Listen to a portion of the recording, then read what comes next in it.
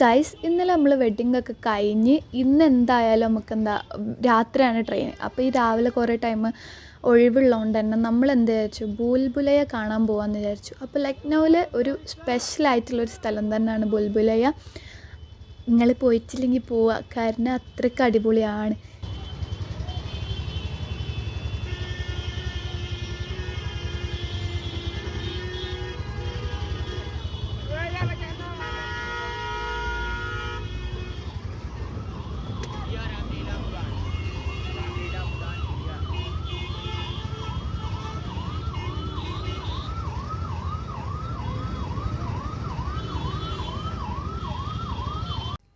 അങ്ങനെ നമ്മൾ നമ്മുടെ ലക്ഷ്യസ്ഥാനത്തെത്തി. നല്ല ക്രൗഡായിരുന്നു, കുറേ ആൾക്കാർ, ഫുള്ള് എല്ലാവരും ഇത് കാണാൻ വന്ന തന്നെയാണ്. അതുകൊണ്ട് തന്നെ അത്യാവശ്യം നല്ല തിരക്കും സൗണ്ടും കാര്യങ്ങളൊക്കെ ഉണ്ട്. നല്ല പീസ്ഫുള്ളായിട്ടുള്ള സ്ഥലമൊന്നുമല്ല, നല്ല ക്രൗഡുള്ള സ്ഥലമാണ്. നമ്മൾ ഈ താജ്മഹലൊക്കെ പോലെ അത്രക്കൊക്കെ ക്രൗഡുണ്ട്. 1784 നവാബ് അസഫ് ഉദ് ദൗലയാണ് ഇത് പണി കഴിപ്പിച്ചത്. ഇതിൻ്റെ ബാക്കിലൊരു ബുദ്ധിയുള്ള തലനുണ്ടെന്ന് എനിക്ക് തോന്നുന്നുണ്ട്. കാരണം അത്യാവശ്യം കുറേ ഒരു 1000-ലധികം ഇടനാഴികളുണ്ടെന്ന് അതിൽ പറയണേ. ഇതിൻ്റെ ഹിസ്റ്ററിയൊക്കെ നോക്കുമ്പം ഉണ്ടെന്ന് എനിക്കും തോന്നി. നമ്മളൊരു സ്ഥലത്തേക്ക് പോയാൽ പിന്നെ നമ്മൾ എവിടെ നിന്ന് വന്നു, എവിടേക്ക് പോകണം എന്നുള്ളതൊക്കെ നമുക്ക് കൺഫ്യൂഷനാവും. അങ്ങനെ കുറേ വഴികളുണ്ട് ഇതിനുള്ളിൽ. അപ്പം അതൊക്കെ നല്ല ബുദ്ധിയുള്ള ആൾക്കാർക്ക് കഴിയുള്ളതൊക്കെ പണിതെടുക്കാൻ നമുക്ക് തോന്നും. ഇവിടേക്ക് കയറുമ്പോൾ തന്നെ ടിക്കറ്റ് എടുക്കണം. പിന്നെ നമ്മുടെ ബാഗും കാര്യങ്ങളൊക്കെ അവിടെ ഊരി വെക്കണം. അതൊക്കെ അവർ സേഫായിട്ട് വെക്കും. പിന്നെ നമ്മുടെ ചെരുപ്പും കാര്യങ്ങളും സേഫാക്കി വെക്കാനുള്ള സ്ഥലങ്ങളൊക്കെ ഉണ്ട്. അതൊക്കെ അയച്ചു വെച്ചിട്ടേ നമുക്ക് കയറാൻ പറ്റുള്ളൂ. അവർ നല്ല രീതിക്കാണ് അത് കൊണ്ടുപോകണത്. പിന്നെ വീഡിയോ ഒന്നും ഓവർ എടുക്കാൻ പറ്റില്ല എന്നുണ്ട്. പക്ഷെ എന്നാലും എനിക്ക് പറ്റുന്നിടത്തോളമൊക്കെ ഞാൻ എടുത്തണ്. ഒരു ഗൈഡ് ഉണ്ടാവണം നല്ലത്. കാരണം ഒരു പ്രാവശ്യം പോയാൽ പിന്നെ അവിടെ നിന്ന് തിരിച്ച് പോരണമെങ്കിൽ നല്ല ഡൗട്ടാണ്. ഞങ്ങളിങ്ങനെ എന്താ പറയുക, ട്രെയിന് പോലെ കൈ പിടിച്ചാണ് ആദ്യം പോയിന്. പക്ഷെ ലാസ്റ്റ് വന്നപ്പോൾ ആകെ 2-3 ആൾക്കാർ, ബാക്കിയുള്ളവരൊക്കെ പല വഴിക്ക് പല അങ്ങനെ പോയി.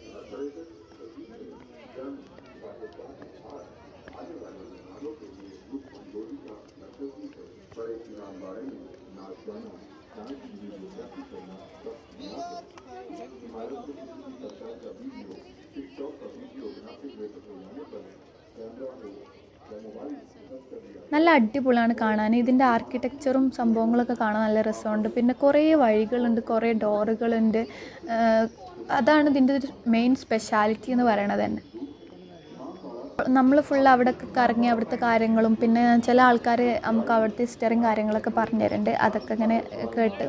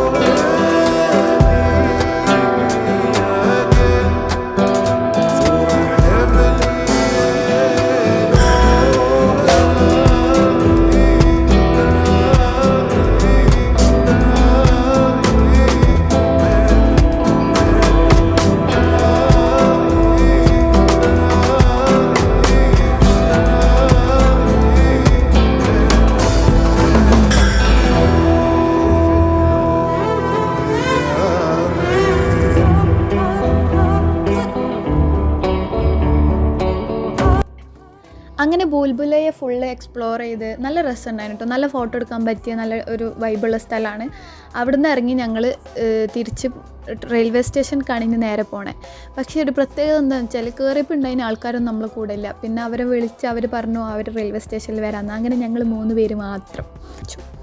അവിടുന്ന് പോവണമെങ്കിൽ നമ്മുടെ കയ്യിൽ നമ്മൾ മാക്സിമം ചിലവ് ചുരുക്കാമെന്നാണ് എപ്പോൾ പോയാലും എങ്ങോട്ട് പോയാലും ആ ഒരു മൈൻഡാണ്. അപ്പം നമ്മൾ ടാക്സിയൊക്കെ വിളിക്കുമ്പോൾ നല്ല പൈസ, ഇവർ നമ്മൾ പുറത്തുനിന്നുള്ള ആൾക്കാരാന്ന് പറയുമ്പോൾ നല്ല പൈസ കൊടുക്കും.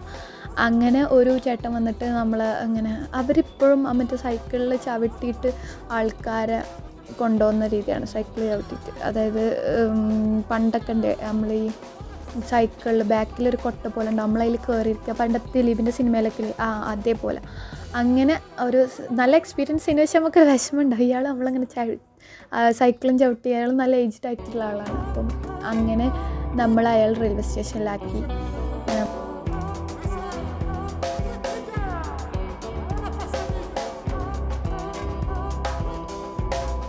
റെയിൽവേ സ്റ്റേഷനിലെത്തി വഴിയിൽ ഫുഡുകളൊക്കെ ഉണ്ടായിരുന്നു, ഈ ലക്നൗവിലെ സ്പെഷ്യൽ ഐറ്റംസൊക്കെ. അങ്ങനെ അതൊക്കെ കഴിച്ച് ഞങ്ങൾ പോകാനുള്ളൊരു ഇതിൽ നിന്ന് അങ്ങനെ ജനറലാണ് കയറിയത്. പിന്നെ അങ്ങോട്ട് ഫുള്ള് എന്താ അവസ്ഥ എന്നറിയാമല്ലോ, നോർത്തിൽ ജനറലിൽ കയറിയുള്ള അവസ്ഥ ഒന്നും ഞാൻ നിങ്ങൾക്ക് പ്രത്യേകം പറഞ്ഞിരേണ്ടി വരില്ല എനിക്കറിയാം. സോ ഫുള്ള് നല്ല അടിപൊളി എക്സ്പീരിയൻസ് ആയിരുന്നു. ഒന്ന് തിരിയാനോ മറിയാനോ പറ്റിയില്ല. പിന്നെ നമ്മൾ ഒരു ദിവസത്തിൻ്റെ അടുത്തുണ്ട് ലക്നൗവിൽ നിന്ന് ഇവിടെ പത്താൻകോട്ടേക്ക് യാത്ര. അങ്ങനെ ഈ ഒരു ജനറൽ ട്രിപ്പും കൂടി കഴിഞ്ഞിട്ട് വേണം ഇനി വീട്ടിലെത്താൻ. സോ നിങ്ങൾ എൻജോയ് ചെയ്തിട്ടുണ്ടാവുമെന്ന് വിചാരിക്കുന്നു. ബൈ.